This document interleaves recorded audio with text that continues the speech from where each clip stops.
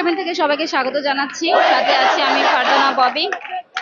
দর্শক, এই মুহূর্তে আছি আগারগাঁওয়ে। এখানে আপনারা যেমনটা দেখতে পাচ্ছেন যে কোটা আন্দোলনকারীরা আন্দোলন চালিয়ে যাচ্ছে এবং একটু আগেই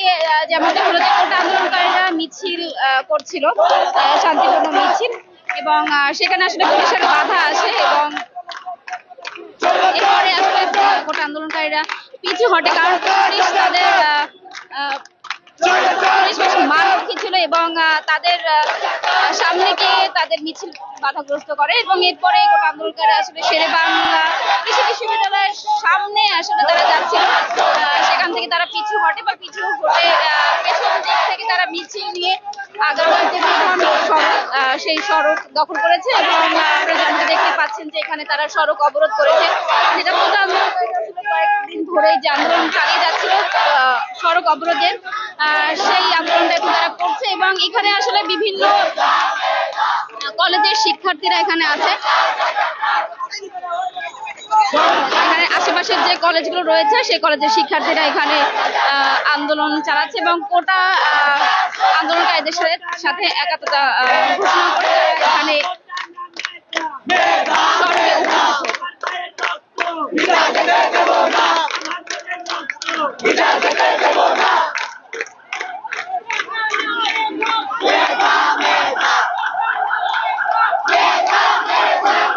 আপনাদের একটু জানিয়ে রাখি যে এখানে তারা আসলে কোনো ধরনের যানবাহন চলাচল করতে দিচ্ছে না, তবে যদি অ্যাম্বুলেন্স হয় এবং যেটা জরুরি প্রয়োজনের যে যানবাহন সেগুলো তারা চলাচল করে দিচ্ছে, বরং তারা সাহায্য করে সেটা পার করে দিচ্ছে, কিন্তু অন্যান্য যারা ব্যক্তিগত কাজে বা কোনো পরিবহনের কাজে যে যানবাহনগুলো এখানে চলাচল করছে সেগুলো কিন্তু তারা এখানে চলাচল করতে দিচ্ছে না।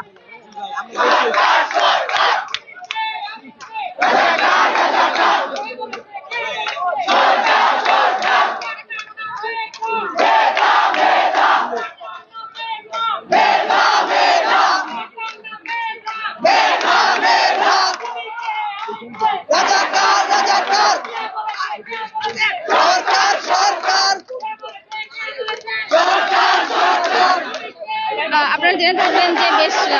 দীর্ঘ সময় ধরেই কোটা আন্দোলন চলছে এবং ঢাকা বিশ্ববিদ্যালয়ের যে আন্দোলনের সূচনা হয়েছিল সেই আন্দোলন কিন্তু এখন সারা দেশে ছড়িয়ে পড়েছে, শুধু ঢাকা শহরে নয় জেলা শহরগুলোতেও ছড়িয়ে পড়েছে এবং নানান জায়গায় কিন্তু আসলে হামলা সংঘর্ষের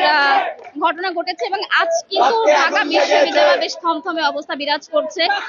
শাহবাগ সেখানেও থমথমে অবস্থা বিরাজ করছে এবং আজ ঢাকা শহরে ঘুরে যেমনটি দেখা গেল যে আসলে খুব বেশি যানবাহন চলাচল করছে না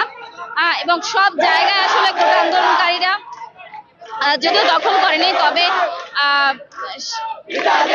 সড়কে যানবাহন চলছে না এই আশঙ্কাতেই কিন্তু আসলে তেমন কোনো যানবাহন দেখা যাচ্ছে না ঢাকা শহরে, এবং তবে কোটা আন্দোলনকারীরা আসলে সড়কের বিভিন্ন সড়কই আসলে তারা অবরোধ করে রেখেছে এবং তাদের যে আন্দোলন কোটা আন্দোলন সেটা চালিয়ে যাচ্ছে।